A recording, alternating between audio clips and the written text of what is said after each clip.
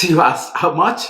Let's find out in the video. Hey guys, welcome back to the channel. My name is Mon here at Money Host. So today in this video, I'll show you all the credit card cashback points and miles I have earned in 2021. And this video was definitely inspired by Dave Hansen. I have been watching Dave Hansen for the last couple of years where he cashes out all of his points and miles every year. And for 2021, he earned over $6,500 just in cashback. Adding it all up, that is $6,544.69 in free money just for using credit cards in a smart way. $6,500 may or may not be much depending on where you're standing, but that is an insane amount of money for free for absolutely doing nothing. So my goal is not to beat Dave's $6,500 cashback that he earned in 2021, but can we get close enough? And I do have some of the very similar exact credit cards. So for 2021, I had a total of 16 personal credit cards that were open and active.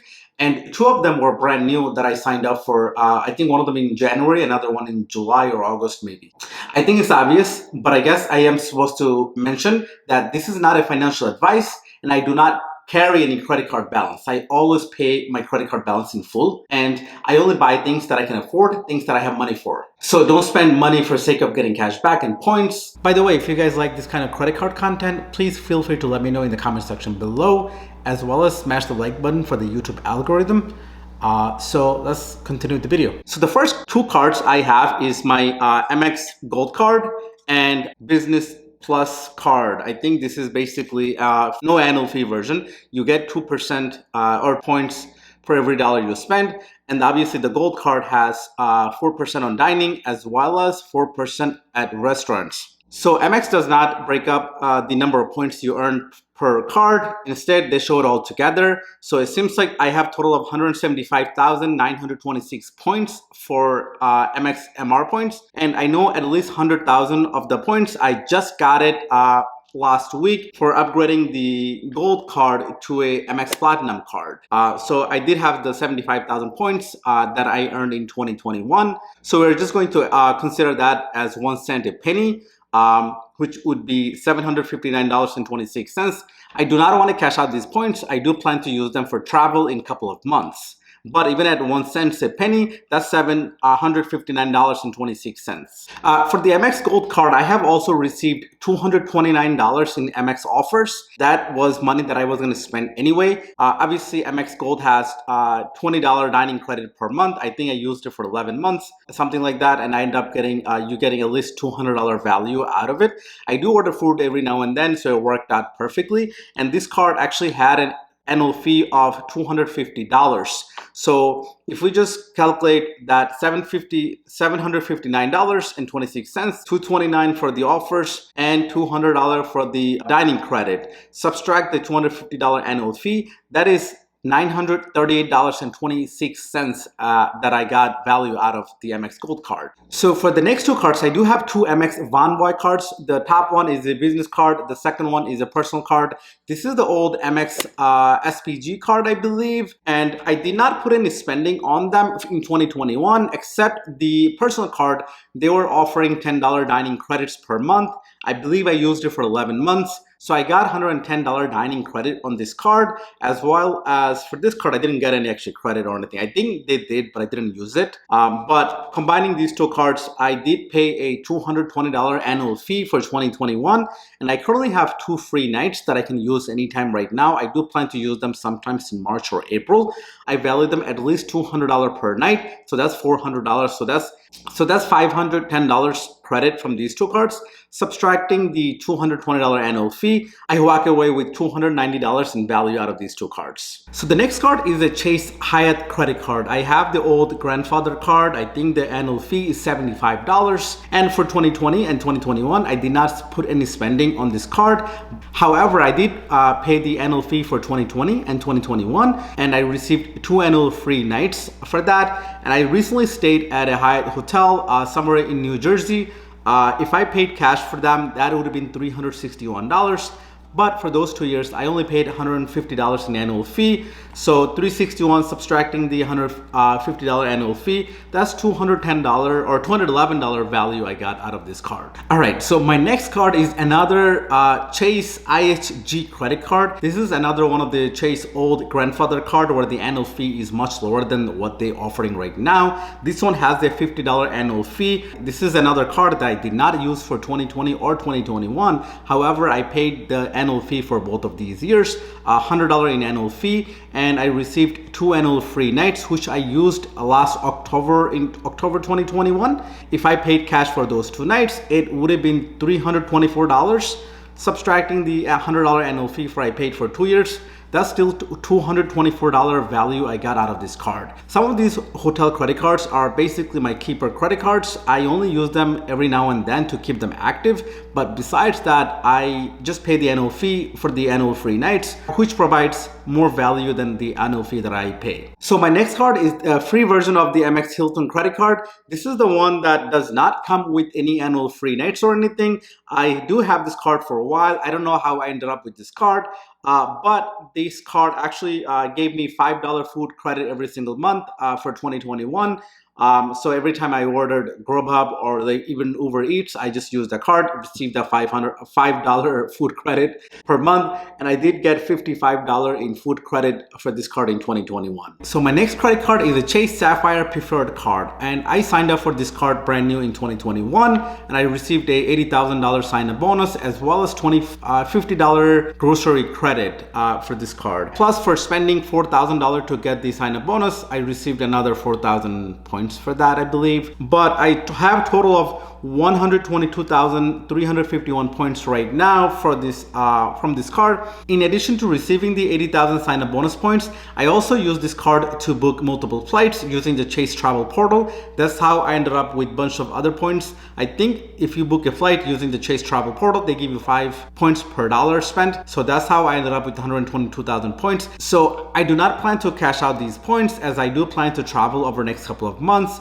But if I do cash them out at a penny a point, that would be $1,223.51 just in value. And I also received $50 grocery credit when I signed up for the card, and I paid $95 annual fee. So if I just add up, that's at $1,368.51 in value out of this one card. So the next card I have is a Chase Freedom Flex card. For this card, Chase basically has a 5% rotating category where you earn 5% cashback or points every quarter, depending on the category they're offering. Most of the time it's usually grocery store, gas, Walmart, or something else.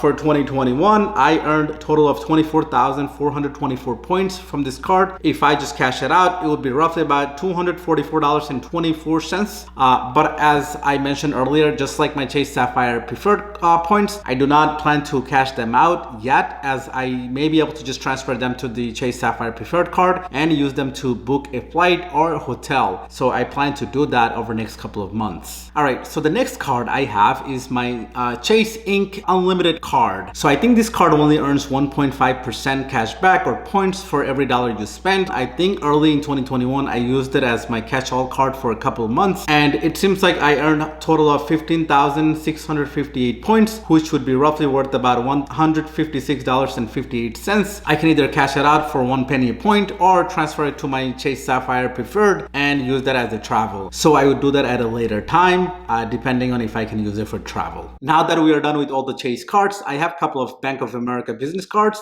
and one personal card. So let's go over them first. So first, I have the Bank of America, I think it's called Business Advantage Travel Rewards Card. So I just signed up for the card for the sign-up bonus, and I spent $3,000, received $300 worth of cash back, and also received another $30 for spending the $3,000. So that's a total of $330 in cash back from this card. Next, I have another Bank of America business card. I believe this card is called Business Advantage Unlimited Cashback Card. So this card earns 1.5% on everything for all business related transactions. And I recently signed up for this card, actually sometimes in October or November maybe. So I spent $3,000, received $300 credit, as well as I received another $45 for spending that $3,000. So I received a total of $345 from this card, no annual fee. and I don't plan on using this card probably anytime soon. I may cancel it eventually once I have it for at least a year. So my next credit card is another Bank of America credit card. I think it's called Bank of America Premium Rewards credit card.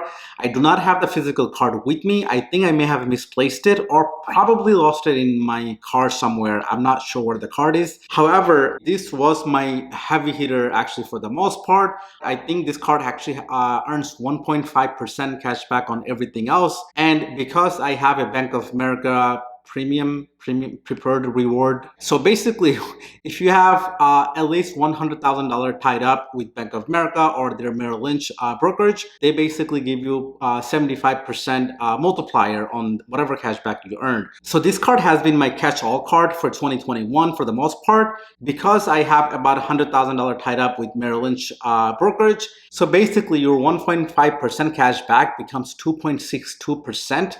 So that's basically 2.62% cash back for every single transaction using this card. I did receive a $500 sign-up bonus when I got the card back in January 2021, I believe. I got $1,340 in points that I cashed out. I do have another $257.02 that I can cash out right now. Let's do that.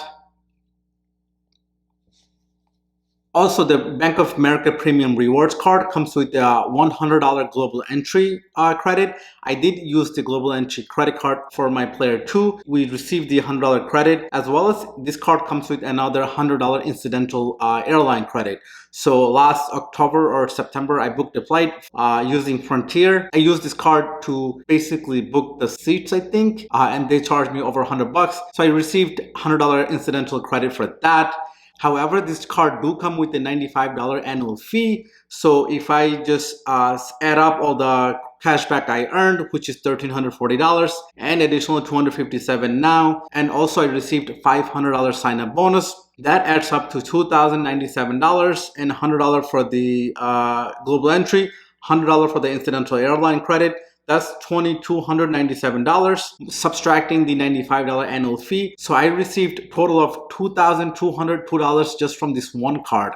That is amazing amount of cash back you get for doing absolutely nothing, just using it to pay your bills and pay it off. And that's pretty much it. Next card I have is a Discover It card. Basically, just like Chase Freedom credit card, this is another 5% cashback rotational basis. I don't usually use this card. Most of the time I even forget that I have it, but I did use it for Amazon.com for 2021.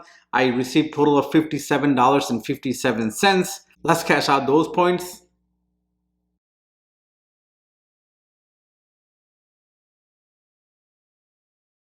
And last but not least, this is my Citi Dividend card. This is probably my oldest credit card, I believe. I opened it when I was like, I think almost within a month of turning 18. And I currently have this card for a while, but I did receive $108.33 from this card in cash back. Maybe I cashed it out or need to cash out. Let's check. And last but not least, this is not a credit card. This is more like Square's Cash App, or actually it's called Block now. The company is called Block now. Basically Cash App. Cash App has a boost card where if you spend a certain amount, you can add a boost and then spend the money for whatever category. I haven't used it as much in last 6, 7, 8 months, but early 2021, they were running a lot of promotions to spend a certain amount and get 5% in Bitcoin. So I took advantage of most of the Bitcoin offer they gave me in early 2021. I don't know exactly how much Bitcoin or worth I received from this card. I don't want to go back and count all of them. That would be annoying. I do believe it was at least over $100 worth back then. So if let's just say $100. So now that we're done going through all the cards, let's add them up, see how much we add up to. It seems like when we add up all these credit card points and cash back, we earn a total of $6,627.31. That is insane amount of money, or equivalent to basically $552 per month. That's a side hustle for some people. If you can earn $550 or $552 just from keeping track of your credit card spending and paying them off on time, this is basically free money that you can potentially beat credit card companies at their own game. Obviously, you do want to be careful where you don't want to carry credit card balance. So prior to the pandemic, I was mostly collecting miles and points because I do a lot of renovation for my rental apartments. So using these credit card to pay for renovation was definitely adding up where I was collecting a lot of miles and points. But it's basically a pretty fun game if you can keep track of things. With that in mind, I do want to thank Dave Hansen for making this video. Obviously, he inspired me to make this video for this channel. So thank you very much, Dave. And let me know if you guys like this kind of credit card content, and I can try to make a little bit more often. And I know I haven't been nearly as often on YouTube. Anyway, thank you for watching, and I'll see you on the next one.